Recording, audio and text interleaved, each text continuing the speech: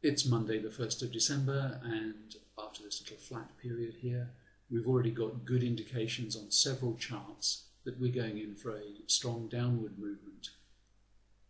On the 236, we're looking at this line here, 5078, and on the 382, we also have 5088. So that kind of region is what we're looking for. There's nothing correlating particularly at that region on the 146, so we can expect to see a movement that's varied in speed. And if we look at the charts on the way down, we can also identify where the sticking points are going to be for this move.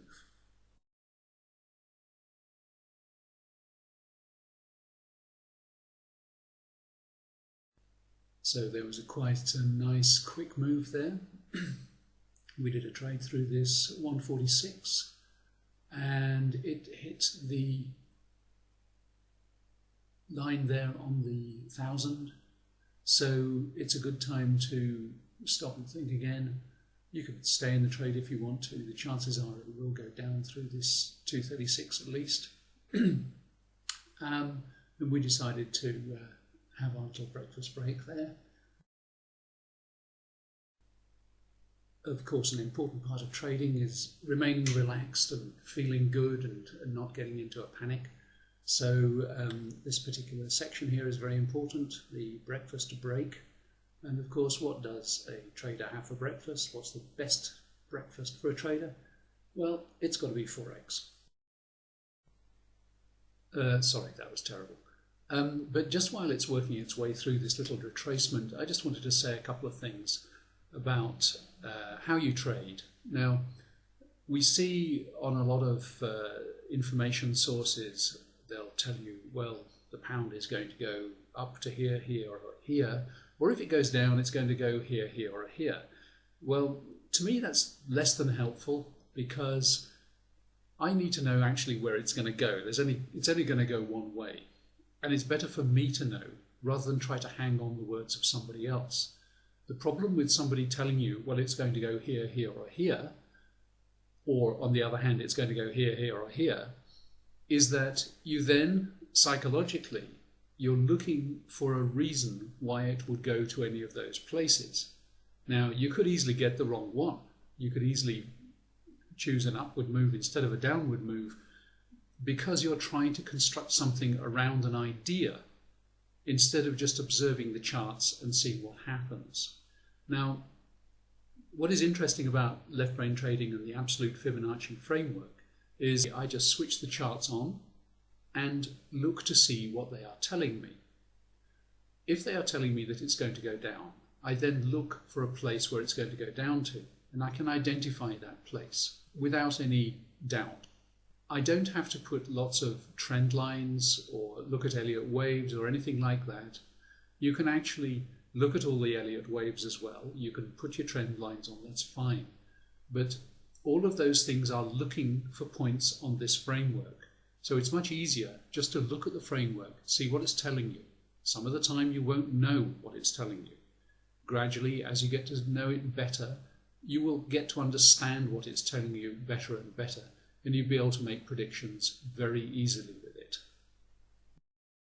Well, earlier in this video, I suggested that the speed of this movement would change as it went down, and the reason for that was that we didn't have a particularly good fit on the 236, and the 146 wasn't a good fit at the bottom of the move, around the 5077 and down there. So this is what seems to be happening now.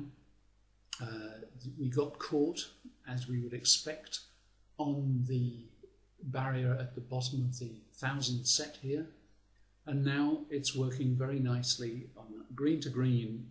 It started on purples and now it's moving on to greens on the 90. This means it's slowing down a little bit for now.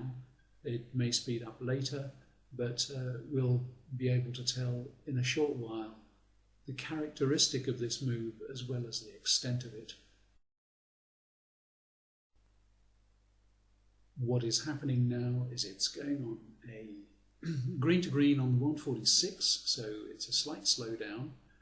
So it will go to 5070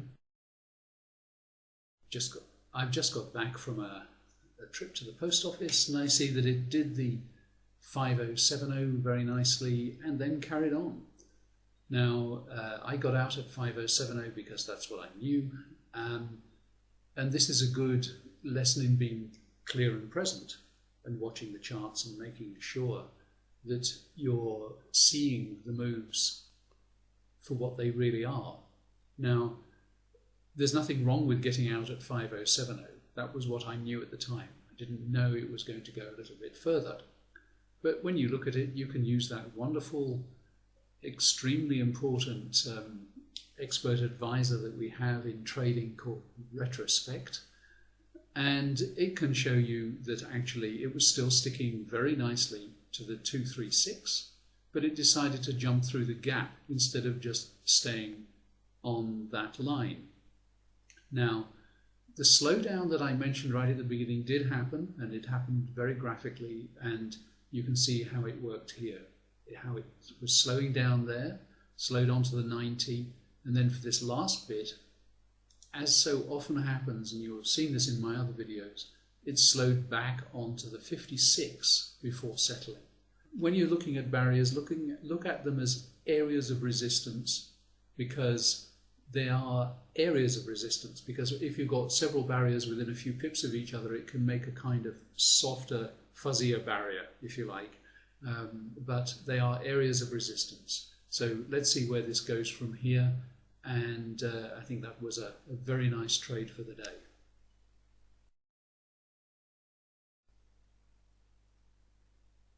There's one little interesting footnote to this trade that I'd like to mention. You will notice that this last candlestick didn't go down to the 1.5, and this often happens. The 1.5 is a little bit of a red herring, and the reason it didn't get there is not because some evil person in Forex land decided that they could see all your stops and you were going to stop at 1.5. It's simply that it isn't part of the framework. It's not an important number. As you can see, it's quite a lot later in the day now, and as you can see, the currency is continuing to move downwards quite healthily. The point about the trade this morning was that you can trade with certainty for a certain amount of pips that you can see at any one time. The framework showed us that without us having to do any work to establish what was going to happen. It was very simple to see. We traded down to 5070, and that effectively was the end of that move. The point about being clear and present is that it's very important to remain present. This is a fluid situation. Accept that a move is finished, accept that you've got out, and then accept that you have to look afresh at the situation before you carry on. Because if you try to jump in and out of trades without really assessing and being clear and present, you will make mistakes. There is no need to make mistakes with Forex. There's no need to lose money. It's just a question, as I say, of being clear and present and not getting emotional. You could get emotional about the fact that, yes, it's gone past where you thought it was going to go. Doesn't matter. You've had a good trading day, accept it, move on. Relook at the charts with a fresh mind. And what I would do in a situation like this is exactly what I'm going to do now, is to go away from the charts and leave it. I've had a success. I don't want to screw it up by trying to go into another trade to eke a bit more out of this move. It'll probably go a long way, I don't know. I've got the rest of my life to live, and I'm very happy with what I've achieved today. And that was a hard lesson to learn, but it's one well worth learning. So good luck, and I will talk to you again soon.